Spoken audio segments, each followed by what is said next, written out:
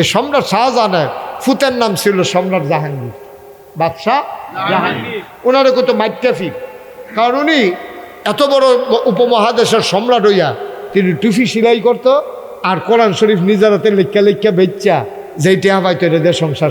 সুবহানাল্লাহ কইতেন না? তো সম্রাট শাহজাহান ঘরের ভিতরে বইয়া রইছে, উড়াউড়ি করেন না, খুব একটু খেয়াল করে শুনেন, একটু মন দিয়ে একটু সময় দেন, 10টা মিনিট সময় দেন, তাইলে কথা শুনে মজা পাইবেন।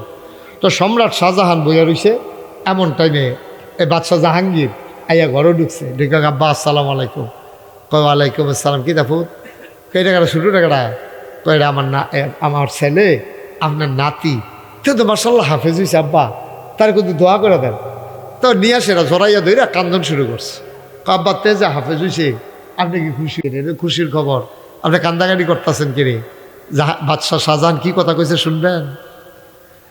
বাদশাহ শাহজাহান কয়,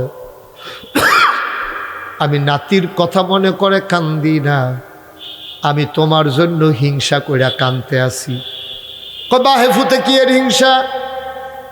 আল্লাহর নবী কইছে, যেই বাবার সন্তান হাফেজ হবে তার বাবার মাথায় নাকি নূরের টুপি হবে। তোমার ফুতে তো হাফেজ হইছে, তুমি তো আমার সামনে দিয়া নূরের টুপি মাথার দিয়ে আটবা, আমার তো আর নূরের টুপি হবে না, আমি তো আমার ছেলের হাফেজ বানাইতে পারি না।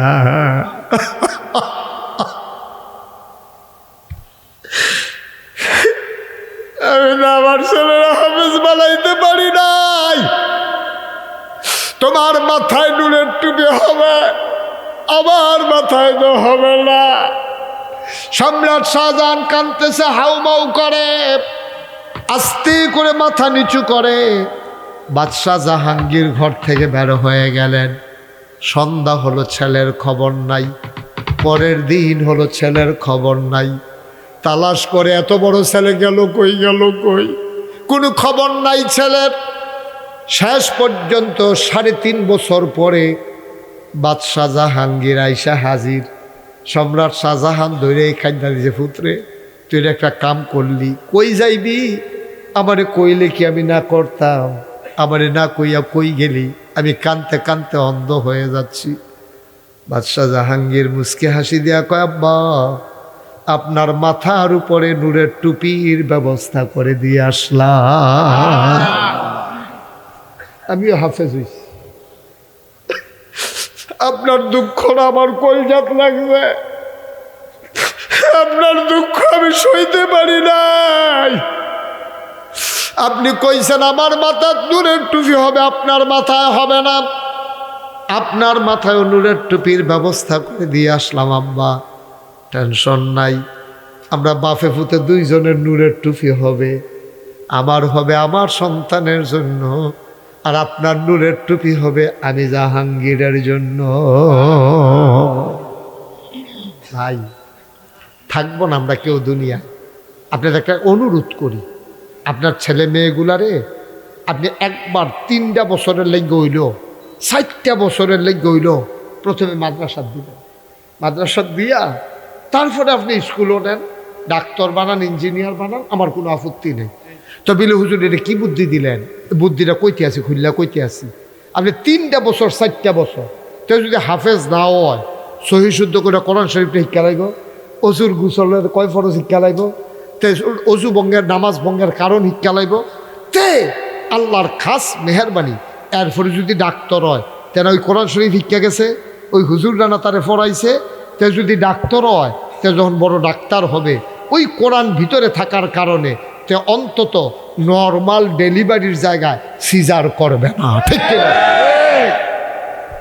তার যদি ভিতরে কোরআন দিয়ে দিতেন পারে, তো ইঞ্জিনিয়ার হইলে ফাইলাত খাইয়া ঘুষ খাইতো না, কারণ তার ভিতরে কোরআন থাকবো। তো আপনি যদি আজকে সকালবেলা অথবা আগামীকালকে সকালবেলা আপনি করে যদি শুটকির বর্তার লগে করকুইরা বাদ দিয়া 2টা মুলার টুকরা সাবাইয়াও খান, আপনি দুপুরে খাইছেন কুরমা পোলাও, রাত্রে খাইছেন বিরিয়ানি, আপনি যখন ঘুমাইতেন গেছেন একটা ঢেকুর আসার পরে আপনি দেখবেন এটার মধ্যে মুলার গন্ধ কয়। ঠিক কিনা কয়? কে রে সকালে এনে মূলা খাইছেন, দুপুরে দি বিরিয়ানি খেলেন, রাত্রে দি কুরমা পোলাও খাইলেন, এরপর এখন মূলার গন্ধ কেড়ে ওই সকালে যেইটা খায় রাত পর্যন্ত এই দিয়ে থাকে। সকালে যদি আমরা কোরআনটারে কুতুর ধরাই দিতাম পারি তো যেইটাই হোক তার ভিতরে কোরআনের ঢেক দেবে, ঠিক কিনা কম? দয়া করে দয়া করে আপনারা আল্লাহর রাস্তায়, আমি মুশতাক ফয়েজি আপনাদেরকে বইলা যাইতেছি, দয়া করে আপনারা আপনাদের বাচ্চাগুলোকে, বাড়ির গাড়াত প্রতিষ্ঠান হয়েছে একটা আন্তর্জাতিক মানের মাদ্রাসা, এই মাদ্রাসার সম্পর্কে আমার ধারণা আছে, এখানের শিক্ষকদের সম্পর্কে আমার কনফিডেন্স আছে। আপনারা এখানে দেন, আপনারা এখানে দেন, তারপরে কেজি স্কুলও নিয়েন, তারপরে হাই স্কুলও নিয়েন, তারপরে ডাক্তার বানাইন, ইঞ্জিনিয়ার বানাইন, আমার কোনো আপত্তি নাই। আল্লাহ যেন হেফাজত করে সবাই করা আমিন। আমি 34 বছর ধরে আমি মুশতাক ফয়েজি বাংলাদেশে মাহফিল করি, 34 বছর হয়েছে এই বছর সহ। আপনাদের কাছে অনুরোধ, আমি মন মাহফিলটা কদম দিলে মাহফিলটার ওজন বুঝি।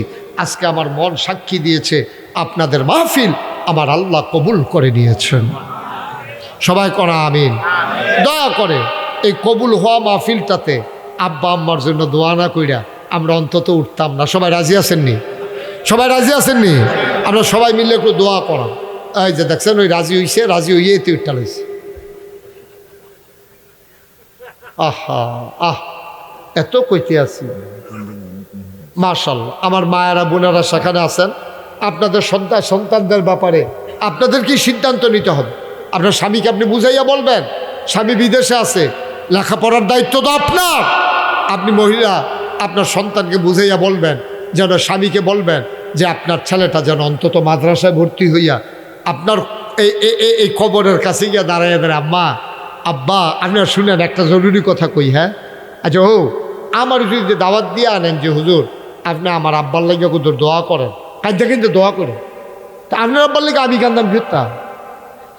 আমারে দোয়া করতে আনছেন, আমি দোয়া করে দিতাম, কান্দা তো আমার আইতো না। আপনার আব্বার লাগে আপনার যে কান্দাইব, আপনার আব্বার লাগে আমার কান্দাইতো না, আমার কান্দাইব আবার আমার আব্বার লাগিয়া, ঠিক কিনা? সুতরাং আপনারা খুব খেয়াল করেন নিজের বাচ্চা কাচ্চাগুলারে যখন ওই হাফেজ বানাইবেন, যখন আলেম বানাইবেন, তারে কোন লাগবে না কান্দা কান্দা দোয়া করেন, তেমনি কান্দা কান্দা আপনার লেগে দোয়া করব। ন্যাচারাল ফেতরাতগত জন্মগতভাবে টানের কারণে। তা আমরা সবাই মিলে একটু দোয়া করাম যেহেতু। তার আগে আপনারা জানেন এই সুন্দর মাদ্রাসাটা চলতে আছে, আল্লাহ আল্লাহ আল্লাহ করে আগাইতে আছে মাদ্রাসাটা। একটা লোক পারবেন নিজে হুজুর আমার বানাই। ও মসজিদের কাজটা আমি গত বছরও বলে গেছিলাম। মসজিদের কথা তো আমি বইলা গেছিলাম গত বছরও, যে সাদরা দিয়ে দিয়েন। সাদরা নাকি এখনো দেওয়া হয়। আহা, সাদরা নাকি এখনো দেওয়া হয় নাই। একজন পারবেন যে হুজুর ইনশাআল্লাহ মসজিদের ছাদের জন্য হুজুর দোয়া করে দেন। ইনশাআল্লাহ ছাদের কি পরিমাণে কি আয়োজন লাগে নাকি তালিকা করছেন? 8 টন রড লাগে। 8 টন রড মানে এখন 80-82 হাজার টাকা রড হয়েছে, রডের দাম কমছে। 8 টন রড আল্লাহ যেন কবুল করে, অতি দ্রুততার সাথে আল্লাহ যেন কবুল করে। আমরা সবাই মিলে দোয়া করে দেব। 8 টন রড হইলে বাহিনী টাইনা এই আমরা এই কুদরতুল্লাহ ভাই বন্ধু বান্ধব আছে, ঢাকা শহরে বড় বড় মানুষ আছে, ভাই একটু মসজিদের জন্য একটু সময় দেবেন না? একটু বসেন, আমার কুদরতুল্লাহ ভাই টাইনা টুইনা করতে পারবে। আসেন নিহাজ্জন যেহুদিন ইনশাল্লাহ আমি 1 টন রড দিয়া দেব। আল্লাহ যেন কবুল করে, প্রাণ উজাড় করে আমরা দোয়া করে দেব সবাই মিলে। পারবেন একজন? আব্বার নামে আম্মার নামে 1 টন রড দিবা আল্লাহর ঘর মসজিদে। আল্লাহর নবী কয় মান বানা লিল্লাহি মসজিদান বানাল্লাহু লাহু বাইতান ফিল জান্নাহ। যে দুনিয়ায় মসজিদ বানাবে আল্লাহ নাকি জান্নাতে তার জন্য ঘর বানাবে।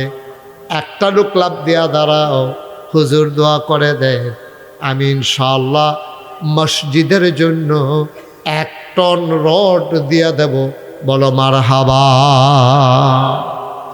সবাই খালি সভাপতির কাছে রয়েছে। আরে এবারে কি দিত না করছো তোমরা রে?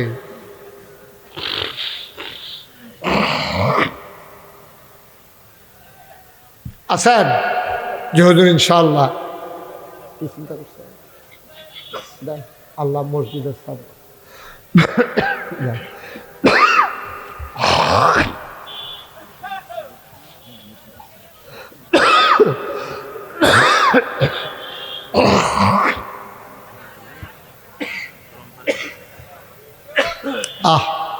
আল্লাহ তুমি কবুল করো, কবুল করো, কবুল করো, সবাই কনা আমিন।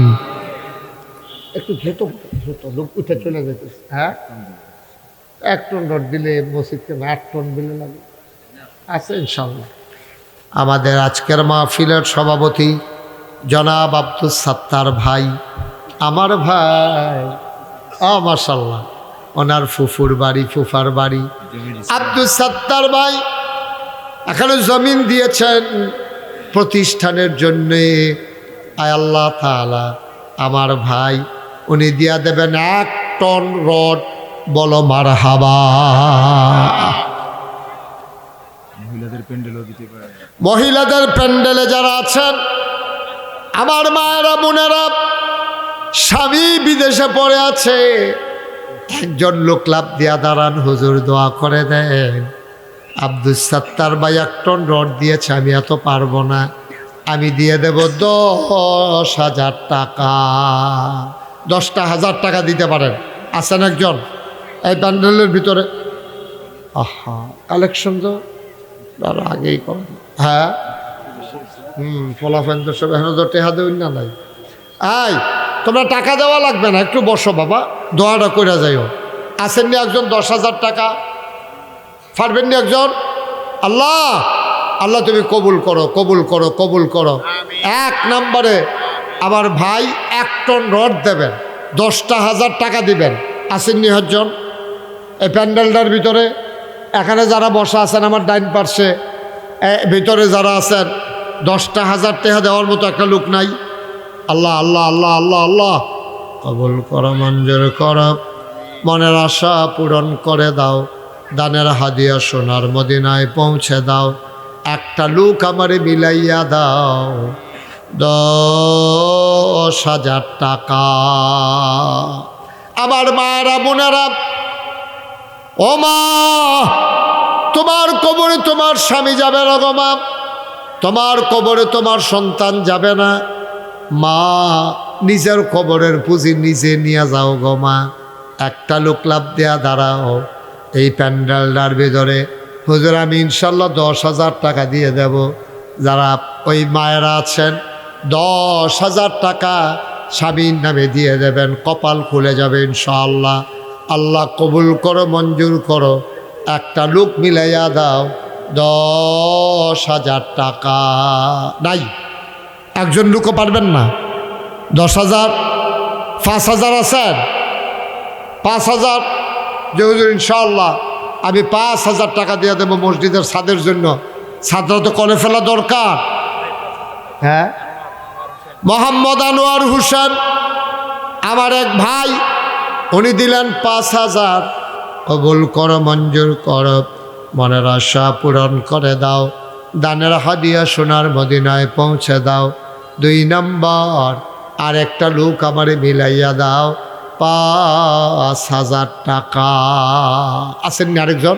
5,000 এখন পারেন না, পরে দেবেন ইনশাআল্লাহ।